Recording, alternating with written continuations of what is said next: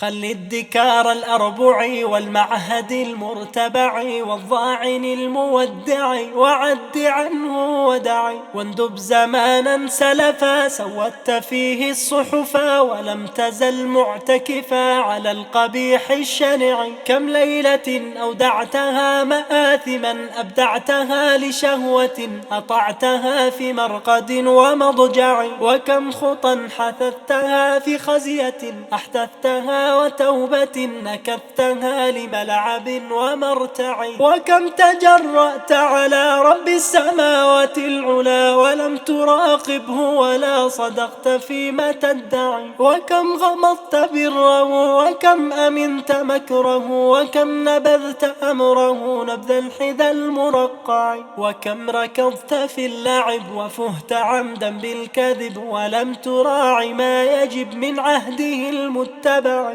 فالبس شعار الندم واسكب شآبيب الدم قبل زوال القدم وقبل سوء المصرع، واخضع خضوع المعترف ولذ ملاذ المقترف واعص هواك وانحرف عنه انحراف المقلع. إلى ما تزهو وتني ومعظم العمر فني فيما يضر المقتني ولست بالمرتدع. أما ترى الشيب وخط في الرأس خطط ومن يلح وقت الشمط بفوده فقد نعي. ويحك يا نفس احرصي على ارتياد المخلص وطاوعي وأخلصي واستمعي النصح وعي، واعتبري بمن مضى من القرون وانقضى واخشي مفاجأة القضاء وحاذري أن تخدعي، وانتهجي سبل الهدى وادكري واشك الردى وأن مثواك غدا في قعر لحد بلقعي.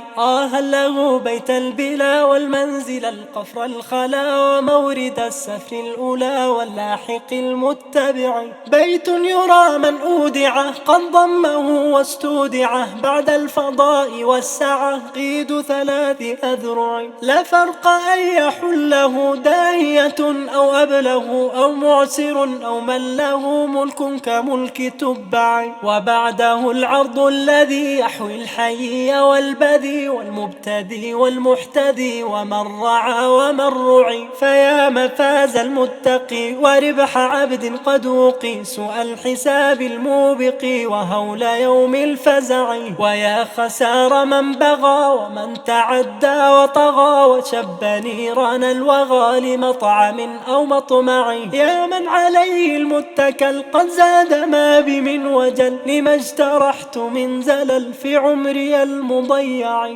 فاغفر لعبد مجترم وارحم بكاه المنسجم فأنت أولى من رحم وخير مدعو دعي.